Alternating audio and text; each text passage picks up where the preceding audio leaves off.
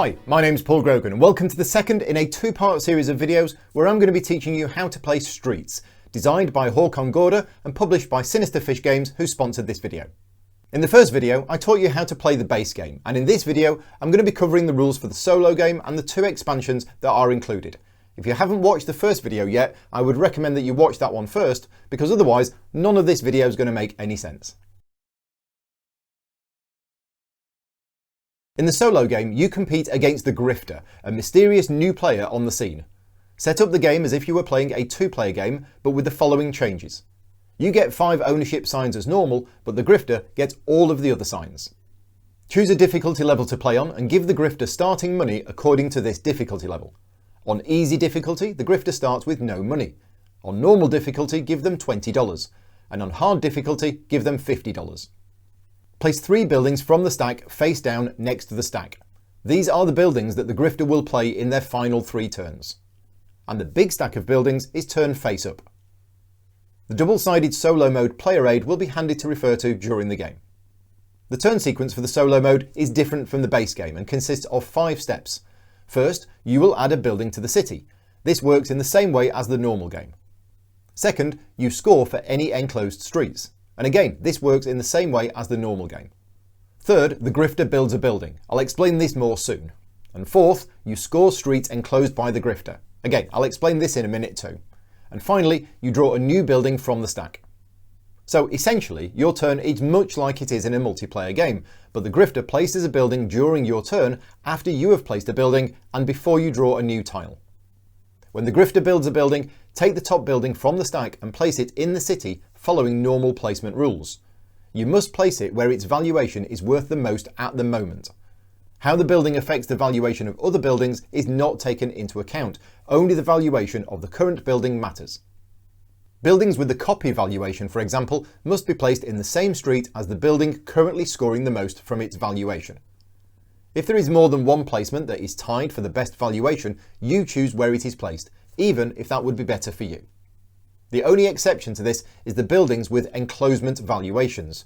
These must be placed so that they become enclosing buildings and, if possible, trigger a scoring.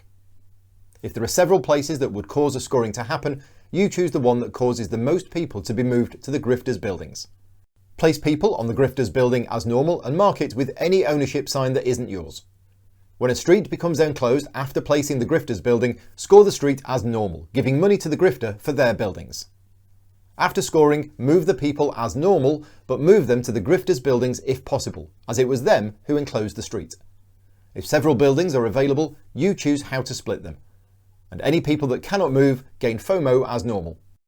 Because the top tile of the stack is always face up, you know what building the Grifter is about to build. And when you're placing that building, you can see the next tile on top of the stack, so you also know what tile you're going to be drawing at the end of the turn. Use this information to your advantage. When the stack is empty, you continue to place your remaining tiles in hand without drawing any more as normal. Shuffle the 3 tiles that you set to the side earlier and place them face up. These are the tiles that the Grifter now places during the last 3 turns of the game. The end of game scoring is performed as normal, and if you end up with more money than the Grifter, you have won. Congratulations. You may have noticed that all of the buildings in the game have an icon in the top left which wasn't used in the base game. This is the business icon, and it's used in this expansion along with the business tokens. In addition to the normal rules, you will acquire these tokens during the game and score points at the end for having the majority of each type and for sets of different ones. When playing with this expansion, when a street is enclosed, there is one more step that you need to do before scoring the buildings. Each player selects one of their buildings in the street and takes the business token as indicated by the building. So here, for example, as the red player, you could choose to take either a residential token or a retail token.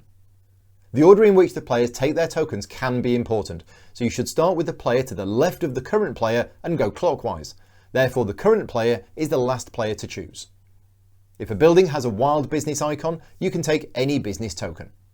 And if a building has 2 icons, you take both of the tokens depicted. If, during the game, you need to abandon a building, you take the business token as if the building was scored. But at the end of the game, when you're scoring the buildings for half of their normal value, you do not get the business tokens. If the supply ever runs out of tokens of a particular type, no more tokens of that type can be claimed, and the business icons for those types are considered wild icons for the rest of the game, meaning that you can take any of the other tokens instead. At the end of the game, players gain additional money as follows.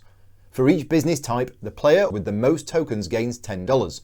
So here, purple gets $10 for having the most residential tokens, purple and black each get $5 for tying for the most retail tokens, black gets $10 for having the most restaurant tokens, and white gets $10 for having the most leisure tokens.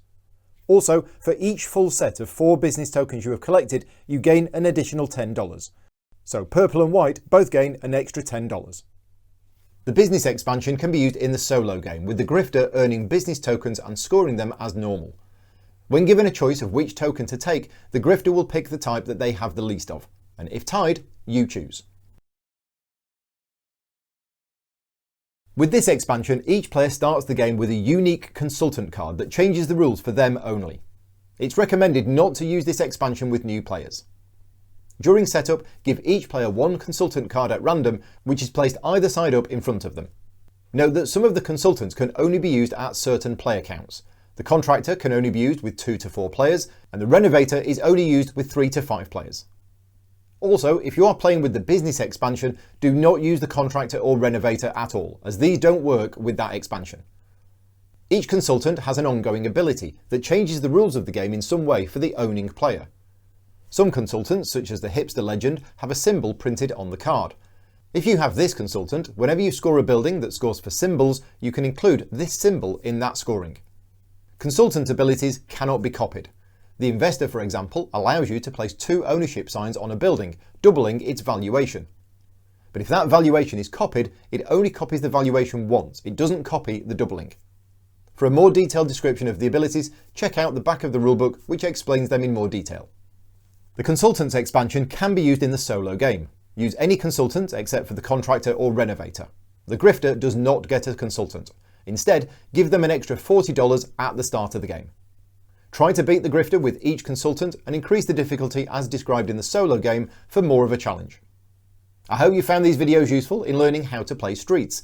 Please remember to give this video a thumbs up and leave a comment if you enjoyed it. And if you have any questions about the game, please feel free to leave them in the comments below.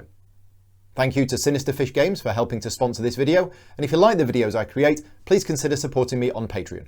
Until next time, take care, and thanks for watching.